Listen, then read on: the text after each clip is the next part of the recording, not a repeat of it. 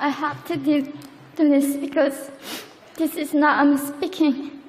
This is the people who want to tell the world what they want to say.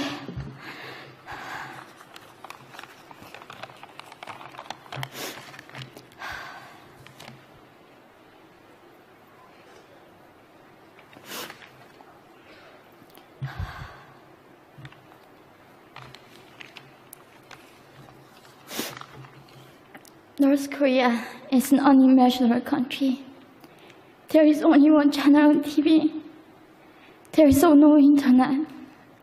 We aren't free to sing, say, wear, or think what we want. North Korea is the only country in the world that executes people for making unauthorized international phone calls.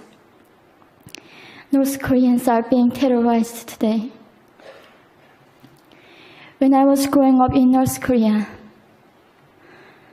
I never saw anything about love stories between men and women. No books, no songs, no press, no movies about love stories. There is no Romeo and Juliet. Every story was propaganda to brainwashes about the Kim dictators. I was born in 1993. And I was abducted at birth, even before I knew the words freedom or human rights. North Koreans are desperately seeking and dying for freedom at this moment. When I was 9 years old, I saw my friend's mother publicly executed. Her crime? Watching a Hollywood movie. Expressing doubt about the greatness of the regime can get 3 generations of a family imprisoned or executed. When I was 4 years old, I was warned by my mother not to even whisper. The birds and mice couldn't hear me. I admitted I thought the North Korean dictator could read my mind. My father died in China after we escaped North Korea. And I had to bury him at 3 a.m. in secret. I was 14 years old. I couldn't even cry. I was afraid to be sent back to North Korea. The day I escaped North Korea, I saw my mother raped. The rapist was a Chinese broker. He targeted me. I was 13 years old. There is a saying in North Korea, women are weak, but mothers are strong. My mother allowed herself to be raped in order to protect me. North Korean refugees, about 300,000, are vulnerable in China. 70% of North Korean and teenage girls are being victimized, sometimes sold for as little as $200. We walked across the Gobi desert, following a compass. When they stopped working, we followed the stars to freedom. I felt only the stars were with us. Mongolia was our freedom moment. Death or dignity.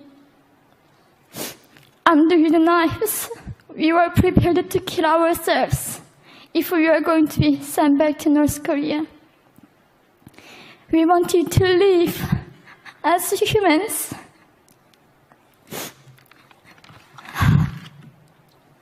People often ask me, how can we help North Koreans?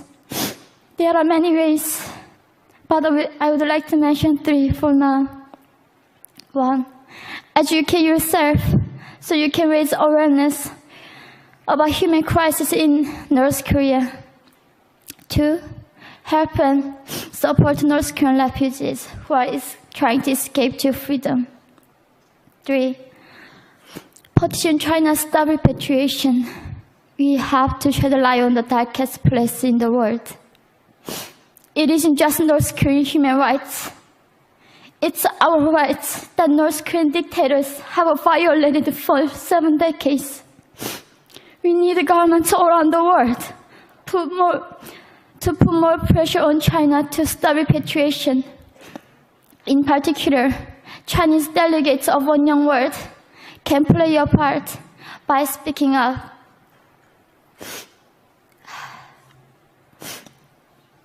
North Korea is indescribable. No humans deserve to be oppressed just because of their birthplace. We need to focus less on the regime and more on the people who are being forgotten. One Young World, we are the ones who will make them visible. Fellow delegates, please join me as we make this a global movement to free North Koreans.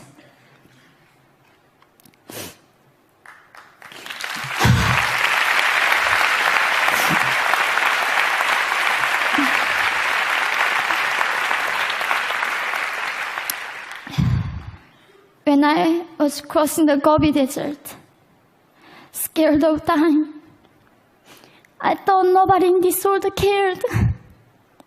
It seemed that only the stars were with me. But you have listened to my story.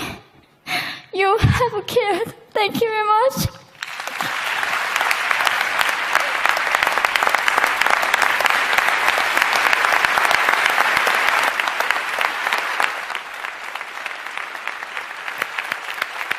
We're not going to go to the floor. Can you get it?